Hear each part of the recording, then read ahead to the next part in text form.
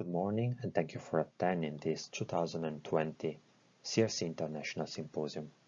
My name is Ricardo and I'm a professor here at Dongguk University. And today I would like to discuss the role of law enforcement during a pandemic and specifically present some of the technologies that have helped the Italian police forces during the coronavirus outbreak in Italy. Italy was the first out-of-state country in Europe, with the first case of a locally transmitted coronavirus recorded on February the 20th in a town not far from Milan. Since then, more than 35,000 people have died, and almost 400,000 cases of coronavirus have been recorded. In an attempt to contain the spread of the virus, our government decided that isolation, a nationwide lockdown, was the best solution. And a nationwide lockdown was implemented on March the 9th and lasted for almost 2 months, followed by a second phase during which people were allowed to move only within their region, and then a third phase which started on June 15th. And right now, people are allowed to travel freely, also to leave the country, but there are a series of social distancing measures that are still implemented. With the easing of coronavirus restrictions, also the number of cases has increased recently. As you can see, over the last few weeks, there have been more than, on average, 2,000, 3,000 cases daily. However, this is still a very small portion if we consider the large number of citizens that have been tested daily these weeks. So the number of new cases is pretty high, but it's still a very small portion if we consider how many people have been tested. Also, you can see that most of the people that died due to coronavirus are concentrated in the first period of the pandemic, specifically between March and April. In the wake of the declaration of the pandemic, a massive mobilization of state police, carabinieri, financial police, and local police occurred. More than 40,000 police officers were deployed, and in particular it should also be noted that the massive involvement of local police forces was unprecedented. This was the first time that local police forces were so massively involved in the operation at the national level with the state police forces. Due to the nature of police work that requires a contact with strangers and therefore also potentially with infected people, it is not surprising that deaths and infections were registered among police officers. It is estimated that in the United States, for example, more police officers have died because of coronavirus than because of shootings this year. This was likely not the case in Italy. The number of deaths among national police officers and carabinieri did not exceed a total of 15 police officers. But, however, the number of police officers that could report to work was lower. More than 1,000 police officers were infected with the COVID-19, and thousands of police officers were either showing COVID-19 symptoms or, even when asymptomatic, had contact with infected individuals. Also, besides the health consequences due to contracting the virus, in a period when less cars were on the road because of the movement restrictions during the lockdown, more police officers have been attacked than in previous year when conducting traffic stops. Around 900 cases of attacks against police officers were recorded in the first 4 months of 2020, first 3 months of 2020, and that was 30% more than in the first 3 months of 2019. And it was not just physical attacks. There have also been cases reported of individuals that sneeze or cough at police officers. In the context of a virus pandemic, the violations of restriction by a small number of individuals can endanger the lives of the rest of the population that was mostly complying with public health orders. And this is why the role of the Italian police forces in enforcing curfews, the quarantine, self-quarantine, social distancing measures was so important. And continue to be this important also in these days, as we see that the number of cases is increasing and the government is thinking about new solutions to try to avoid a second wave. Besides the enforcement of public health orders, crime fighting continued to be a priority for our police forces. This despite the fact that there was actually a crime drop during the lockdown compared to 2019. For example, crimes against property decreased by 50%, almost 50%. Theft, robberies, burglaries decreased by 60 to 70%. So there was a significant crime drop. However, this was short-lived. With the easing of COVID-related restriction, crime rates started to slowly rise again, and not all types of crime experienced this significant drop during those 2 months. For example, cybercrime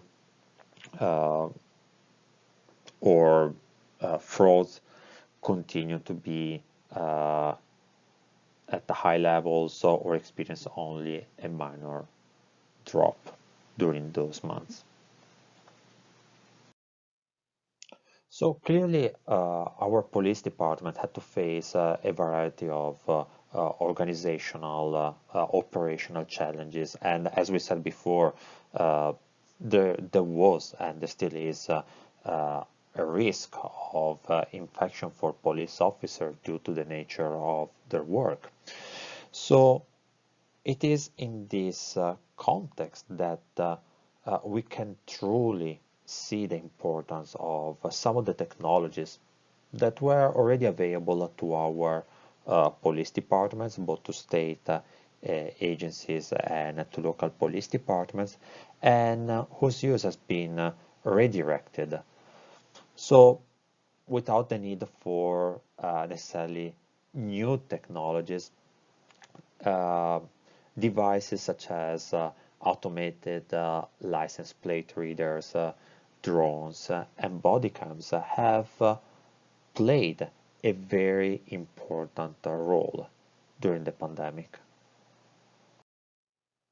There was also a very extensive use of drones by the police forces during the lockdown, and probably even more relevant, more important is the fact that local police forces were eventually permitted to use drones in the wake of the pandemic. So we see a more widely adoption of these tools also by local police forces. they could not freely use them. They would still require an authorization. They would have to coordinate the use of these drones with the prefect in order to avoid overlaps with police, financial police, or carabinieri.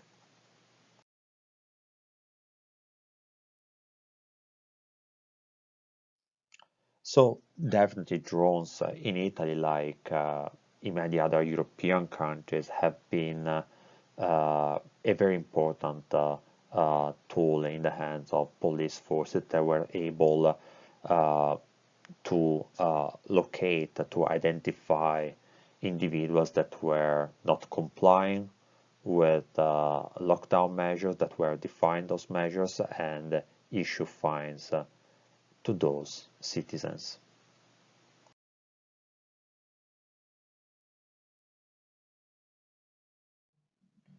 And I think it's also worth mentioning the important role played by body cams as well during a pandemic. This is clearly a tool that can promote the safety of police officers, and as we highlighted at the beginning of this presentation, there has been a surge in attacks, in assaults against police officers in the first month of this year.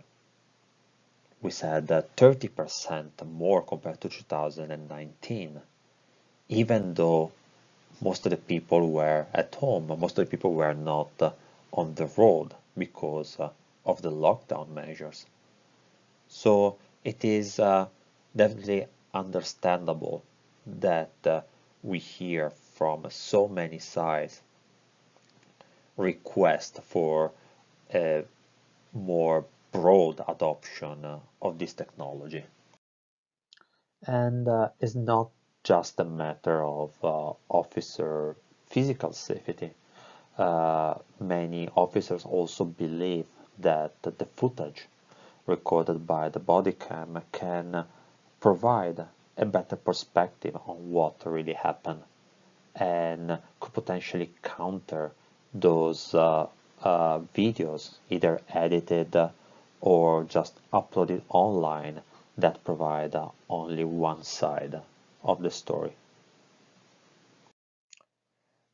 These were examples of technologies already available, broadly available to our police forces, but that were extremely helpful after the coronavirus outbreak as a way to address many of the challenges faced by our police forces, help them do their job more effectively, and as a consequence, help our government be more effective in limiting the spread of coronavirus. However, there is also another pandemic that I would like to address in this presentation, not the coronavirus pandemic.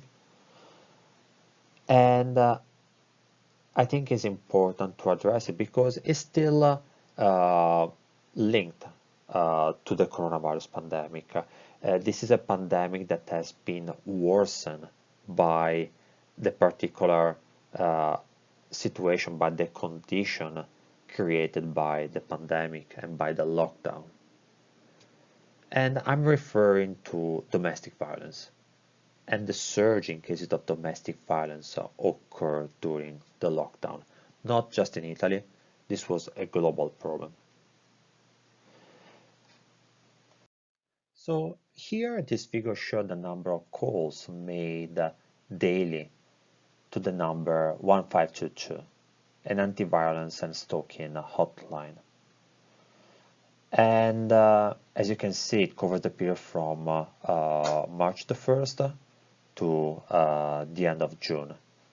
And here the first week of March is when the lockdown started, and you can see a jump really in the number of calls made to this phone number.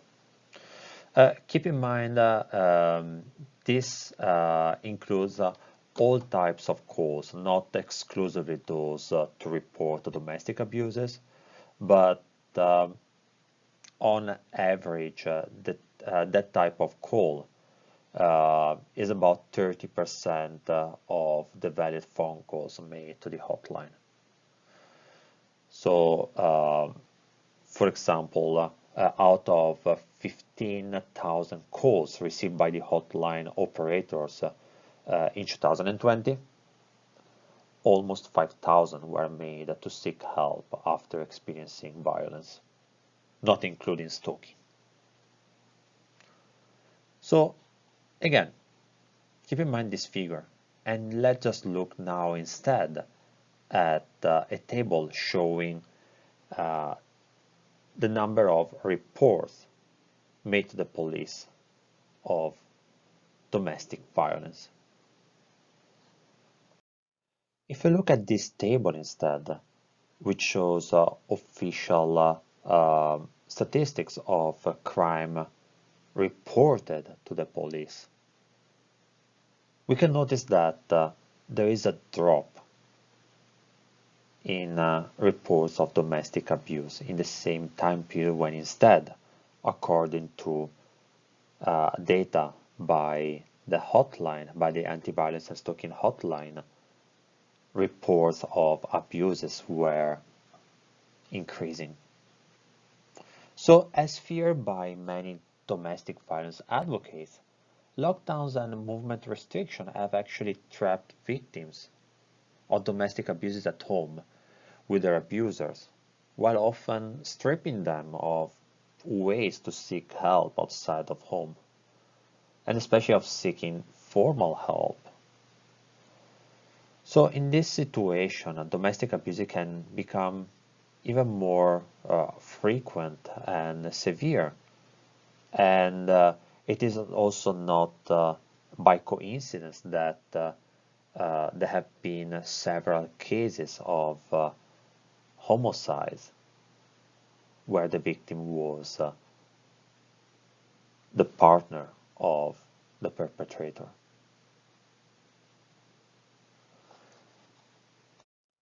So what are possible solutions to this problem? How can we address these obstacles created by the lockdown and movement restriction that make it very difficult for many of these women to report abuses occurring at home? If we look, for example, at other countries, there have been, for example, attempts in France to address this problem by making it possible for women to report these cases in pharmacies. Pharmacies were some of the essential businesses during the lockdown, so it could have been possible for women while visiting the pharmacy to report abuses. Our state police instead address this problem in a slightly different way. I don't know if you ever heard the name of this application. It's called UPOL, and this is an application that in its first version allow users that downloaded this application on their cell phone to report cases of bullying or drug dealing. And since March of this year, this same application can also be used to report domestic violence. It doesn't matter if you report it as a victim, you can also be a witness of a crime, either bullying or drug dealing, but in this case, domestic violence. And you can use this application to send a message to authorities, to the police authorities. Let me show you a picture of this. So let me show you how this application looks like. So these are actual screenshots that I took on my phone. So as I said, first of all, this application was initially released in 2018 to make it possible to users, either register or anonymously, to report bullying incidents or drug-related crimes. The redesign of the app this year added an additional category, domestic violence. So like before, the application which is available for download for free allows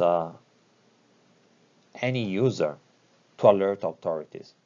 And clearly, it is very helpful when traditional reporting channels like visiting a police station or making a phone call are unavailable. So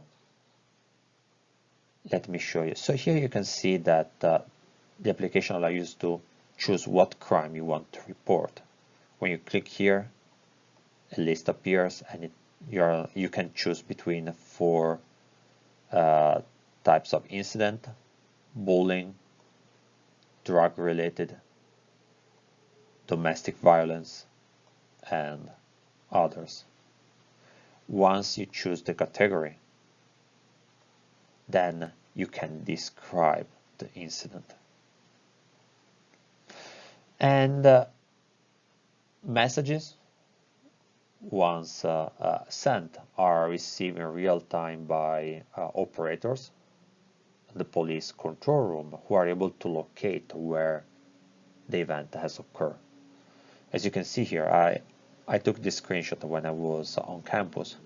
So here my location is Dongguk University, but you can also choose a different location when making the report. So if the crime that you're reporting occur at a different location, then you can select here another address. Also, you can upload, you can attach videos and pictures. So, as I said, once you report a crime, operators would receive this message. And the advantage of being registered, so not reported anonymously, but also being a registered user, is that you can also see once the message, if the message is being received, see the police response, the stages of the police response, and you can also update your message. So if it is incomplete or if you want to add any additional information, you can do that, but only if you are a registered user. So to conclude, technology has provided during the lockdown and also in the following phases has provided a very important supporting role to the police.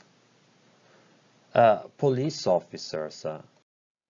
So the final point that I would like to make is that these technologies have been undeniably critical components of the police response during the pandemic. It is hard to believe that the same level of efficiency could have been achieved without the use of these tools.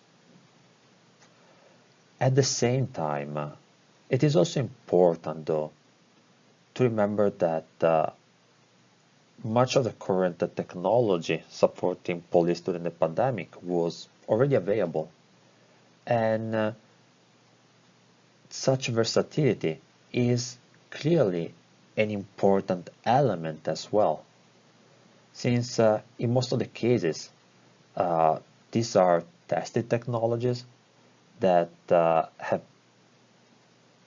police department have already experimented with. So in most of the cases, no additional or little additional training will be necessary, and the choice to use the technology will be less likely to be affected by budgeting or legal considerations.